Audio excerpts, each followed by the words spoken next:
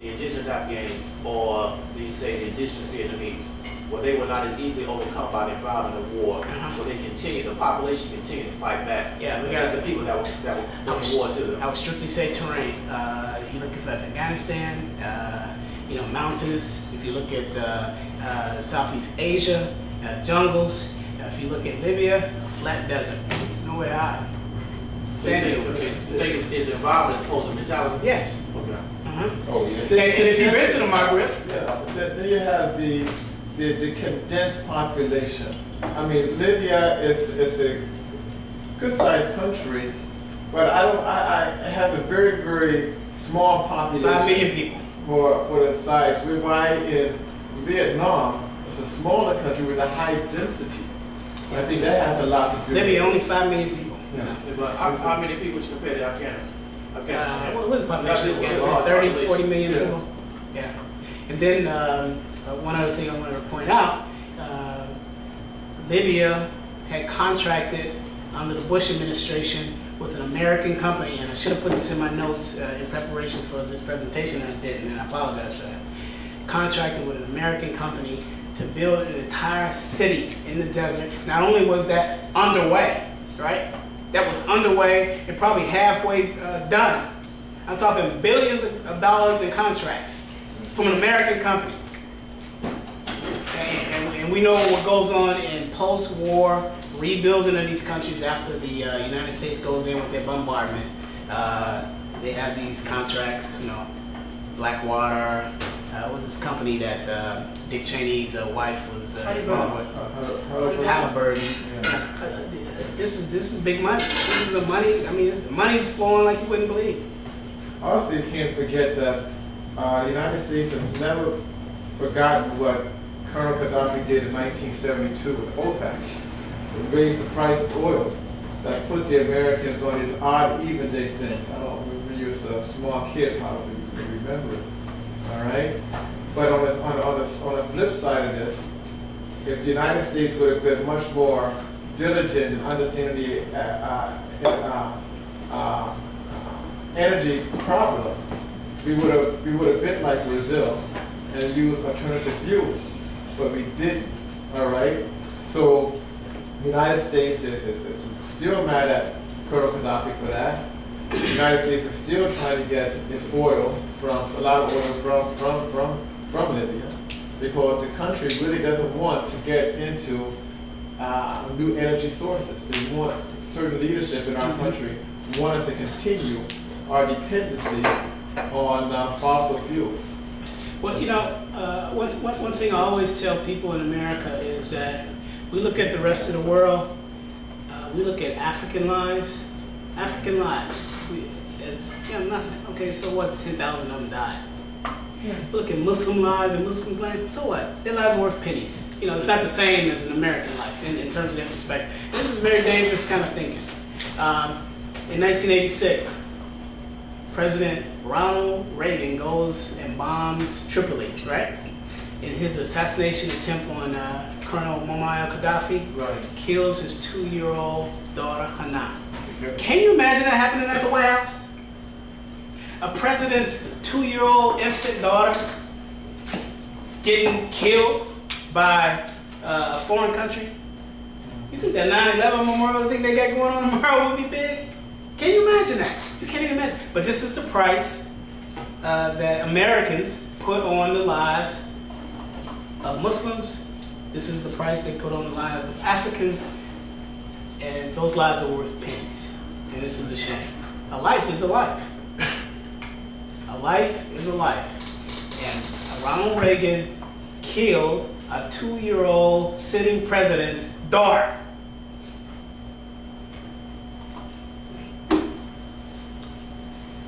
You spoke earlier about China establishing a business relationship with Africans. Is there any opposition to what the West is doing by China?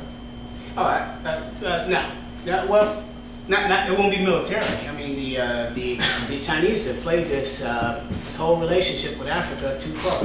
They will not get into any domestic political issues with any African country that they're in. That has been their policy, their stated policy. and they have not been back and forth with the West over that issue. They stay apolitical in those situations. They have China. If you look at China proper, 2 billion Chinese, a standing army of over 1 billion. If they ain't been to war. War costs money. We already understand that war will break your economy, and China has stood down. They have focused on becoming an economic power and doing business with the rest of the world. Emerging markets, distributing products all over the world. And if we doubt their rising position as the new superpower, I don't know about you, but I did watch the 2008 Beijing Olympics, and to see that show of force, that's the show of force that they want, and it's just an amazing spectacle. This is it.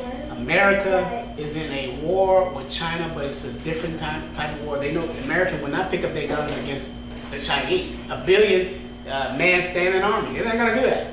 They don't mind going to pick on little Gaddafi and them little rabble-rousers over there in Libya. You know, they don't mind going to pick on old Saddam and his little royal guard. No big deal. We trained them anyway, right? Let them go mess with 1 billion Chinese. Well, wouldn't their sitting idle hurt their future aspirations? You're saying they're intent on becoming an economic power, and you're saying we're trying to establish business relationships with Africa. And by them sitting idle while this is going on, isn't this going to hurt their future aspirations? You know, if we look at China and what their goals and objectives are 20 or even 50 years from now, I would say that they will continue to, and look at their GDP and their growth in their GDP, even in this recession/depression over the last 4 years.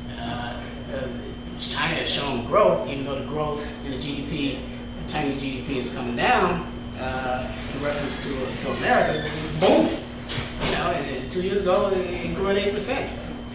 America was shrinking at 4% when Barack Obama took office. You know, when George Bush gave him the sinking ship.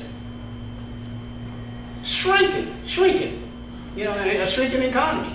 While theirs was growing. You know, so this is the posture that obviously the Chinese have decided to take. One of non-engagement politically on issues.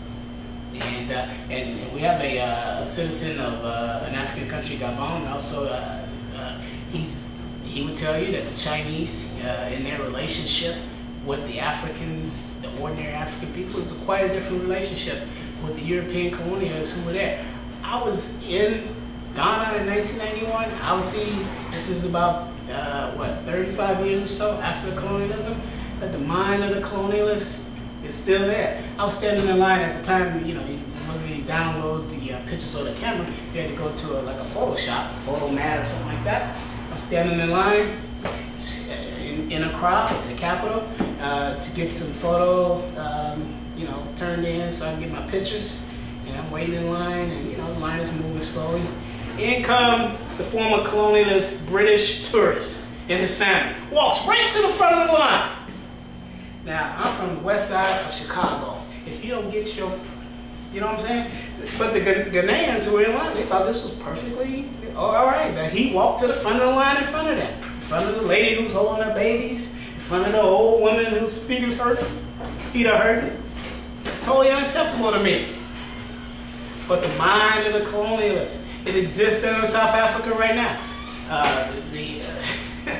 I was in Sudan. There was a South African who was part of our entourage in Sudan, and he's from South Africa, an Indian Muslim, right?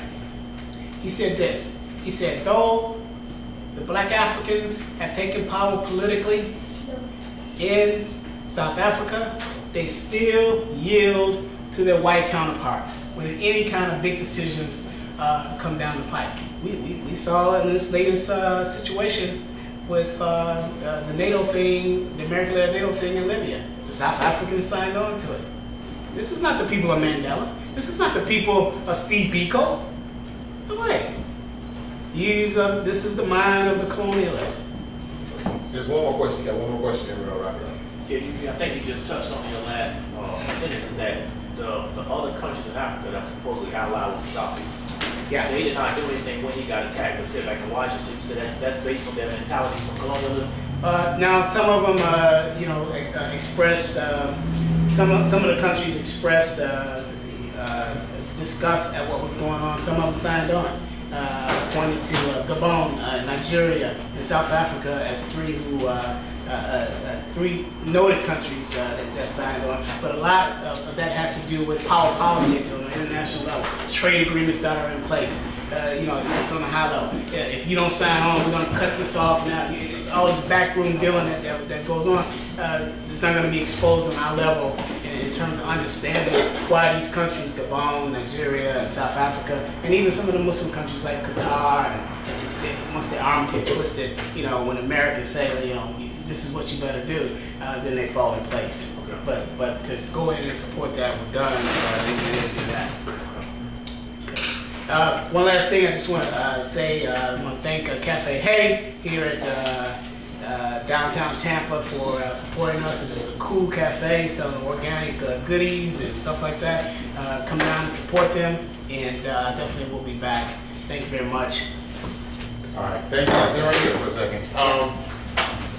All right, for your outstanding lecture, the Mathis and Raymond Foundation, glad to present you the certificate, Mr. Aziz. Thank you for speaking. Thank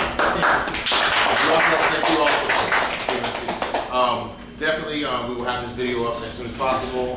Check facebook.com/MathisRaymond, www.mathisraymond.com, twitter.com/MathisRaymond, so you can look at the lecture and in its entirety if you want to look back at it or whatnot. We ask that you donate some money to our donation jar here for our Project Youth, and make sure you patronize Cafe Hey. We'd like to thank them again, and be blessed. All right, thank you.